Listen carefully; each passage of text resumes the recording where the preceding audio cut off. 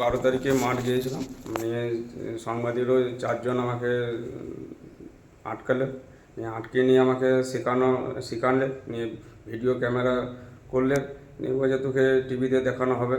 তো আমাকে ভুল অভিযোগগুলোকে মানে বলা করালে আমি ওদের ভয়ে আতঙ্কতে বলতে হলাম আমি একাই ছিলাম, ওরা 4 জন ছিল।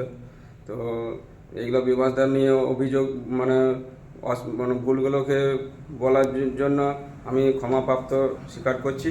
ওরা আমাকে মানে ভুল শেখানোর জন্য আমি ক্ষমাপ্রাপ্ত মানে চাইছি যে আমার ক্ষমা ভুল, চাইছো? হ্যাঁ বিবাদের ইয়েতে ভুল হয়েছে আমার বলানো। আর তুমি যে অভিযোগগুলো করেছো হ্যাঁ, যে তোমার জমি আছে ভেতরে বা লোকের জমি আমরা আশ্রম বা বিভাস অধিকারী জোর করে নিয়েছে, এ কথাগুলো কি সত্য? না এই এগুলো জোর করলে লয় নাই, মানে মালিকপক্ষরাই বিক্রি করেছে, সঠিক মানে দাম পেয়েছে। আমাকে এটা শেখাইছে জন্য আমাকে মানে ভুল অবস্থায় এগুলো বলেছি। এরা মানে তুমি ইয়েতে, তাদের ট্যাপে পড়ে বলে হ্যাঁ ফেলেছো? চাপে পেরে বলে ফেলেছি এই আচ্ছা। জন্য। আর আর কোন চ্যানেল? এটা ডিডি বাংলা, TV9, TV9, তাই তো? হ্যাঁ TV9 এই চ্যানেলে আমি এটা বলে ফেলেছি সামাজিক মাধ্যমে। TV9 বাংলা? TV9 বাংলা। আচ্ছা আচ্ছা।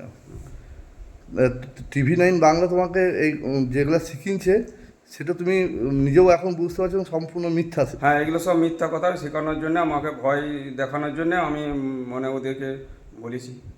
হ্যাঁ, ভয় দেখানোর জন্য মিথ্যা, এগুলো সব কথাগুলো সব মিথ্যা কথা, সেগুলো এই জন্য আমাকে চাপে পড়ে এগুলো বলতে হয়েছে। তোমার নাম?